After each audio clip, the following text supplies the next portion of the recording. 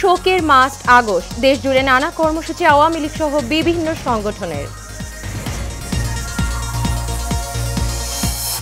আন্দোলনের নামে ধ্বংসাত্মক কর্মকাণ্ডে দেশের ভাবমূর্তি নষ্ট হয়েছে বললেন প্রধানমন্ত্রী। দোষীদের বিচারের মুখোমুখি করার হুঁশিয়ারি।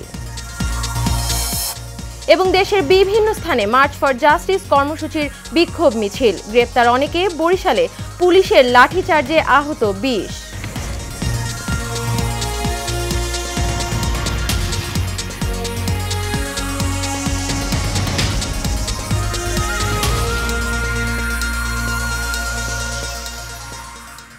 স্বাগত এশিয়ান নিউজের সঙ্গে আছে আকলিমা বিনতে ইউনুস। এতক্ষণ শুনছিলেন বিআরবি কেবল ইন্ডাস্ট্রিজ লিমিটেড সংবাদ শিরোনাম। চলে যাচ্ছি বিস্তারিত সংবাদে।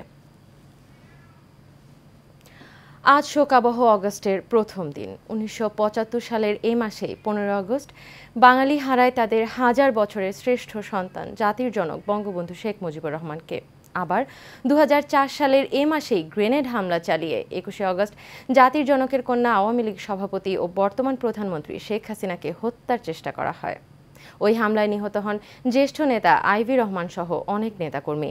তাই আগস্ট আওয়ামী লীগ সহ সব শ্রেণী পেশার মানুষের কাছে শোকের মাস। কাউসার আহমেদের রিপোর্টে থাকছে বিস্তারিত। শোকের মাস আগস্ট। বাঙালি জাতির কাছে এ মাসটি শোকের। 1975 সালের 15 আগস্ট বাঙালি জাতি হারিয়েছে হাজার বছরের শ্রেষ্ঠ বাঙালি জাতির জনক বঙ্গবন্ধু শেখ মুজিবুর রহমানকে। ঘাতক চক্রের হাতে বাঙালি জাতির মুক্তি আন্দোলনের মহানায়ক, বিশ্বের লাঞ্ছিত, বঞ্চিত, নিপীড়িত মানুষের মহান নেতা, বাংলা ও বাঙালির হাজার বছরের অরাধ্য পুরুষ, বাঙালি নিরন্তন প্রেরণার চিরন্তন উৎস, স্বাধীন বাংলাদেশ রাষ্ট্রের স্থপতি, সর্বকালের সর্বশ্রেষ্ঠ বাঙালি জাতির পিতা বঙ্গবন্ধু শেখ মুজিবুর রহমান সপরিবারে নিহত হন। সেদিন ইতিহাসের নিষ্ঠুরতম এই হত্যাকাণ্ডে বঙ্গবন্ধুর সহধর্মিনী মহিষী নারী বেগম ফজিলাতুন্নেসা মুজিব, বঙ্গবন্ধুর একমাত্র ভ্রাতা শেখ আবু নাসের, জাতির জনকের জ্যেষ্ঠ পুত্র মুক্তিযোদ্ধা ক্যাপ্টেন শেখ কামাল, দ্বিতীয় পুত্র মুক্তিযোদ্ধা লেফটেন্যান্ট শেখ জামাল, কনিষ্ঠ পুত্র নিষ্পাপ শিশু শেখ রাসেল এই হত্যাকাণ্ডের শিকার হন।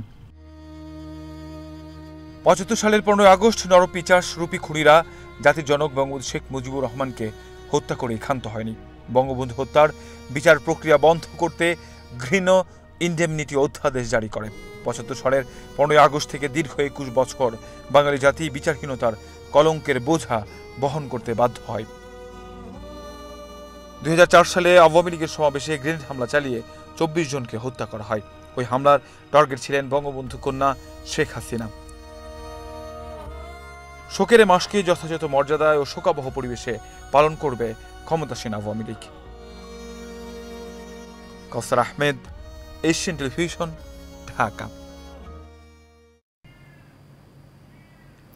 কোটা আন্দোলনকে ঘিরে যারা স্বজন হারিয়েছে তাদের ন্যায় বিচার নিশ্চিত করতে তদন্ত কমিটি করা হয়েছে। পাশাপাশি জাতিসংঘ সহ আন্তর্জাতিক তদন্ত সংস্থার কাছেও সুষ্ঠু তদন্তের জন্য সহায়তা চাওয়া হয়েছে বলে জানিয়েছেন প্রধানমন্ত্রী শেখ হাসিনা। বুধবার জাতীয় মৎস্য সপ্তাহ 2024-এর উদ্বোধনী অনুষ্ঠানে এসব কথা বলেন তিনি।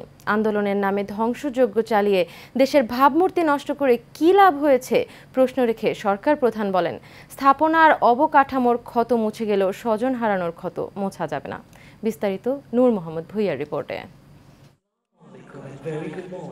ভরব মাছে মোদের দেশ, গর্ব স্মার্ট বাংলাদেশ স্লোগানে রাজধানী বঙ্গবন্ধু আন্তর্জাতিক সম্মেলন কেন্দ্রে জাতীয় মৎস্য সপ্তাহ 2024-এর আয়োজন করে মৎস্য ও প্রাণী সম্পদ মন্ত্রণালয়। এতে প্রধান অতিথি হিসেবে ছিলেন প্রধানমন্ত্রী শেখ হাসিনা। এ সময় বিভিন্ন ক্যাটাগরিতে 22 ব্যক্তি ও মাছ উৎপাদনকারী প্রতিষ্ঠানকে পুরস্কার দেন প্রধানমন্ত্রী। বক্তব্যের শুরুতে সরকার প্রধান সাম্প্রতিক দেশের সহিংসতার ঘটনার কথা স্মরণ করে কান্নাজড়িত কণ্ঠে বলেন, স্থাপনা আর অবকাঠামোর ক্ষত মুছে গেলেও স্বজন হারানোর ক্ষত মোছা যাবে না। এই আন্দোলনের নামে যে সমস্ত ঘটনা ঘটেছে, ধ্বংসাত্মক কাজ করেছে, তারপরে অনেকগুলি প্রাণ হয়ে গেছে। আমি কোনোদিন ভাবতে পারিনি যে এই সময় এই ধরনের একটা অবস্থার সৃষ্টি হবে আর সেখানে এতগুলি তাজা প্রাণ যাবে। কারণ স্বজন হারা বেদনা নিয়ে আমি বেঁচে আছি। আমি জানি একজন আপনজন হারালে কি কষ্ট হয়। আন্দোলনের নামে ধ্বংসাত্মক কার্যক্রম চালিয়ে কে কি অর্জন করলো সেই প্রশ্ন রাখেন সরকার প্রধান। আমরা জাতিসংঘের কাছে আবেদন করেছি যে আমরা আন্তর্জাতিকভাবে বিভিন্ন সংস্থা আছে, বিশেষ করে বিদেশে, তাদের কাছে আমরা সহযোগিতা চাই যে এই ঘটনার যথাযথ সুষ্ঠু তদন্ত এবং যারা এর সঙ্গে দোষী তাদের সাজার ব্যবস্থা। যারা স্বজন হারিয়েছে তাদের ন্যায় বিচার নিশ্চিত করতে তদন্ত কমিটি করা হয়েছে জানিয়ে প্রধানমন্ত্রী বলেন, জাতিসংঘ সহ আন্তর্জাতিক তদন্ত সংস্থার কাছেও সুষ্ঠু তদন্তের জন্য সহায়তা চাওয়া হয়েছে। দেশের অর্জনকে নষ্ট করা, আন্তর্জাতিকভাবে বাংলাদেশের ভাবমূর্তি নষ্ট করা, কে কি অর্জন করলো সেটাই আমার প্রশ্ন। আমার কাছে ক্ষমতা তো ভোগের বস্তু না, আমি তো আয়েশ আরাম করার জন্য ক্ষমতা আসিনি। আমি দিন রাত অক্লান্ত পরিশ্রম করেছি বাংলাদেশটাকে একটু উন্নত করতে, এবং সেটা আমি সফলভাবে করতে পেরেছি। বাংলাদেশ এখন বিশ্বের উন্নয়নের রোল মডেল, সেই মর্যাদা কেন নষ্ট করা হলো প্রশ্ন রেখে প্রধানমন্ত্রী সেই বিচারের ভার দিলেন দেশবাসীর কাছে। কেন এই রক্ত ছড়া?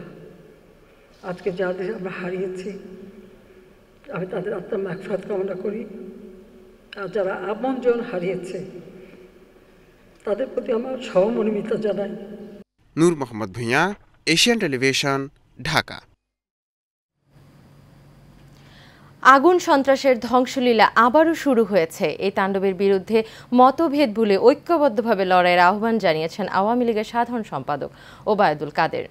বুধবার বঙ্গবন্ধু এভিনিউয়ের আওয়ামী লীগের কেন্দ্রীয় কার্যালয়ে সাবেক ছাত্রলীগ নেতাদের সঙ্গে এক মতবিনিময় সভায় তিনি একথা বলেন। ছাত্রলীগের সাবেক নেতাদের ঐক্যবদ্ধ হওয়ার আহ্বান জানিয়ে আওয়ামী লীগের সাধারণ সম্পাদক বলেন, আজকে লড়তে হবে একসঙ্গে। কেন্দ্রীয় নেতাসহ সাবেক ছাত্রনেতাদের দায়িত্ব ভাগ করে দেওয়া হবে উল্লেখ করে তিনি বলেন, এই পরিস্থিতিতে নেতাকর্মীদের দায়িত্ব পালনের বিষয়টি ভবিষ্যতে মূল্যায়ন করা হবে। আওয়ামী লীগের সাধারণ সম্পাদক আরও বলেন, যারা কোনো কাজ করবে না, শুধু অফিসে এসে প্রটোকল দেবেন, এমন নেতাকর্মীদের দরকার নেই। সংগ্রামের কান্ডারি আমাদের আরো শক্তিশালী করতে হবে।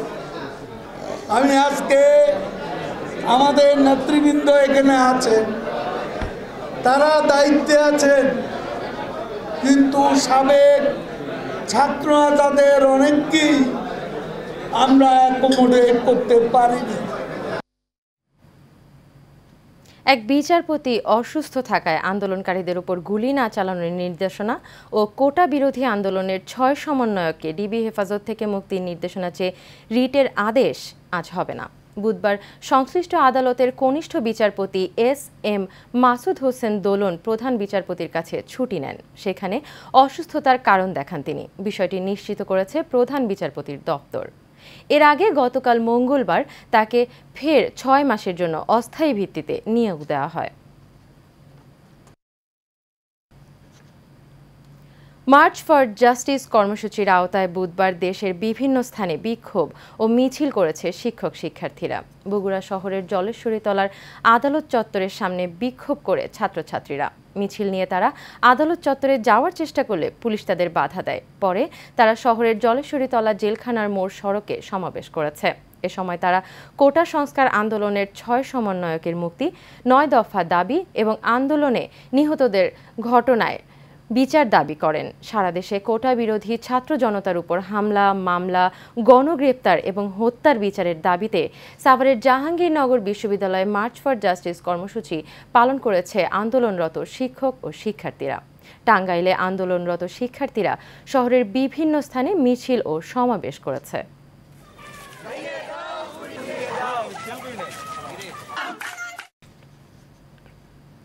কোটা আন্দোলনের কেন্দ্রীয় সমন্বয়ক সহ সারা দেশের শিক্ষার্থীদের মুক্তি এবং 9 দফা দাবি মেনে নেওয়ার দাবিতে বৈষম্য বিরোধী ছাত্র আন্দোলনের ব্যানারে বুধবার মার্চ ফর জাস্টিস কর্মসূচিতে পুলিশের লাঠিচার্জে 20 জন আহত হয়েছে। এ সময় 10 জন শিক্ষার্থীকে আটক করেছে পুলিশ। বেলা 11টা থেকে দুপুর 1টা পর্যন্ত নগরের অশ্বিনী কুমার টাউন হল ও আদালতের মূল ফটকের সামনে এ ঘটনা ঘটে। এদিকে চট্টগ্রামে আদালত চত্বরে অবস্থান নেওয়া কয়েকজন আন্দোলনকারীকে গ্রেপ্তার করে প্রিজন ভ্যানে তুলতে গিয়ে বাকবিতণ্ডায় জড়িয়ে পড়ে পুলিশ। সিলেটে পুলিশ বিক্ষোভকারীদের ছত্রভঙ্গ করে দেয়। ঠাকুরগাঁয়েও বিক্ষোভকারীরা পুলিশের বাধার মুখে পড়ে। এছাড়া খুলনা, দিনাজপুরে বেশ কয়েকজনকে গ্রেপ্তার করেছে পুলিশ।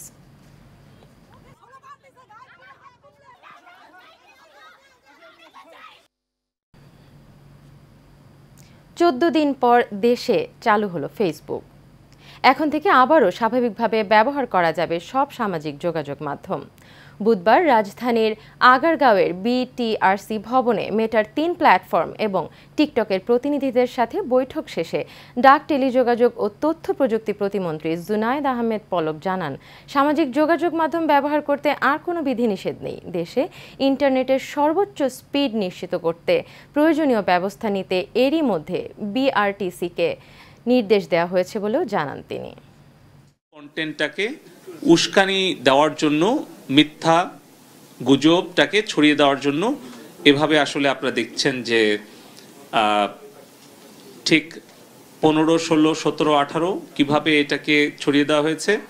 আবার যখন আমরা ইন্টারনেটটা আবার স্বাভাবিক গতিতে ফিরে পেলাম, তারপরে আবার এটাকে শুরু করা হয়েছে। সো এটা একটা কন্টিনিউয়াস প্রসেস। আমরা চেয়েছি তাদের কাছ থেকে এটা যেন তারা একসাথে মিলে কাজ করে। তো এই বিষয়গুলো নিয়ে তারা আমাদের সাথে একমত পোষণ করেছে যে তাদের যে এআই সিস্টেম কিংবা তাদের যে human intervention, fact checking system, এগুলো যাতে আর কি তারা সেভাবে সহযোগিতা করে।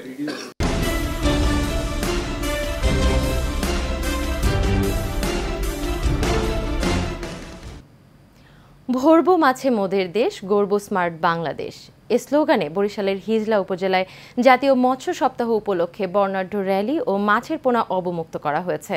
উপজেলা হলরুমে অনুষ্ঠিত হয় আলোচনা সভার সভাপতিত্ব করেন উপজেলা নির্বাহী অফিসার জাহাঙ্গীর হোসেন। প্রধান অতিথির বক্তব্য রাখেন উপজেলা পরিষদের চেয়ারম্যান আলতাফ হোসেন দীপু। এছাড়াও বক্তব্য রাখেন মহিলা ভাইস চেয়ারম্যান সেলিনা ইসলাম তুহিন, সিনিয়র মৎস্য কর্মকর্তা মোহাম্মদ আলম, নৌ পুলিশ ফাঁড়ির ইনচার্জ তারিকুল ইসলাম সহ অনেকে। সভা শেষে ৩ জন মৎস্য চাষীদের মাঝে পুরস্কার বিতরণ করা হয়।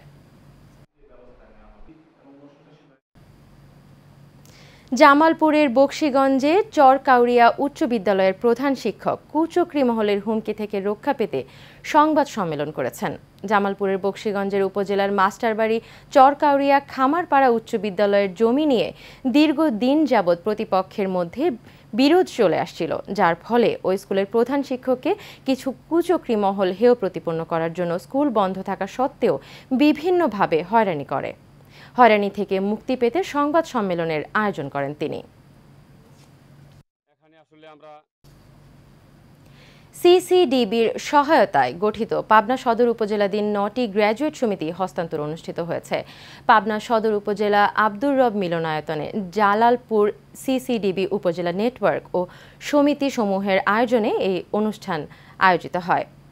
পাবনা সদর উপজেলার নির্বাহী কর্মকর্তা শামিমা সুলতানার সভাপতিত্বে অনুষ্ঠানের প্রধান অতিথি হিসেবে ছিলেন উপজেলা চেয়ারম্যান সোহেল খান শাহিন।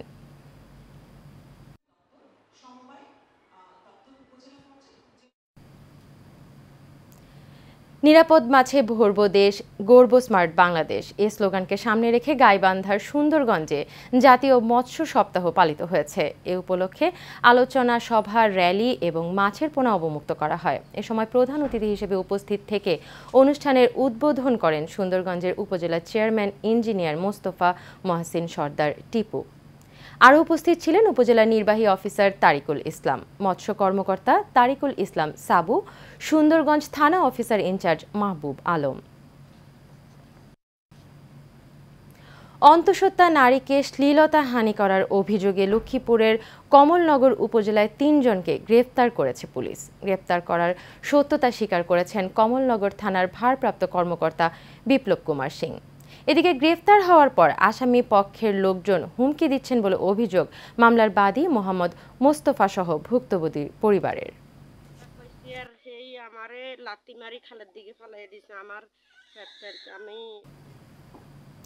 বিআরটিএ বিধিমালা 2018 অনুযায়ী যানবাহন মেরামতের ওয়ার্কশপের নিবন্ধন করাতে হবে বিআরটিএ এর কাছে।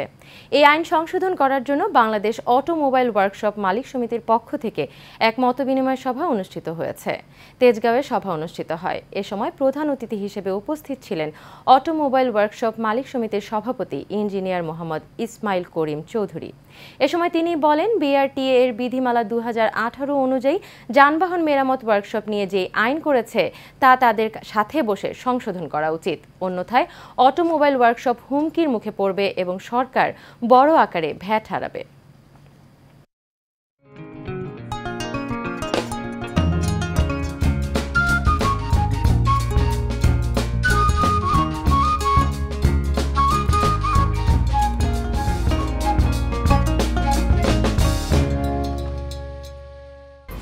HM Expert B500 CWR স্বাধীনতার সুবর্ণ জয়ন্তীতে নতুন বাংলাদেশ গড়ার প্রত্যয়। HM Steel B500 CWR।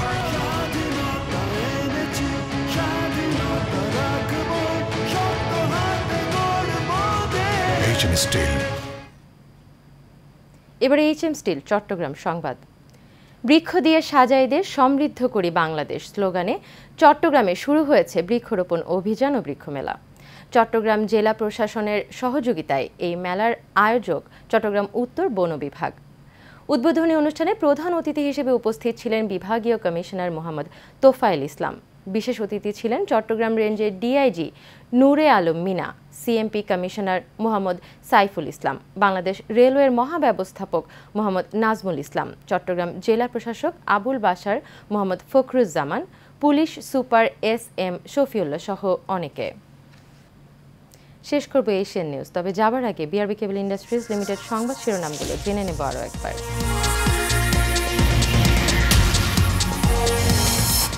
শুরু হলো শোকের মাস অগাস্ট, দেশ জুড়ে নানা কর্মসূচি আওয়ামী লীগ সহ বিভিন্ন সংগঠনের। আন্দোলনের নামে ধ্বংসাত্মক কর্মকাণ্ডে দেশের ভাবমূর্তি নষ্ট হয়েছে বললেন প্রধানমন্ত্রী, দোষীদের বিচারের মুখোমুখি করার হুঁশিয়ারি। এবং দেশের বিভিন্ন স্থানে মার্চ ফর জাস্টিস কর্মসূচির বিক্ষোভ মিছিল, গ্রেপ্তার অনেকে, বরিশালে পুলিশের লাঠিচার্জে আহত 20। শেষ করবো এশিয়ান নিউজ। এতক্ষণ থাকার জন্য সবাইকে ধন্যবাদ। পরবর্তী সংবাদ দেখার আমন্ত্রণ রইল।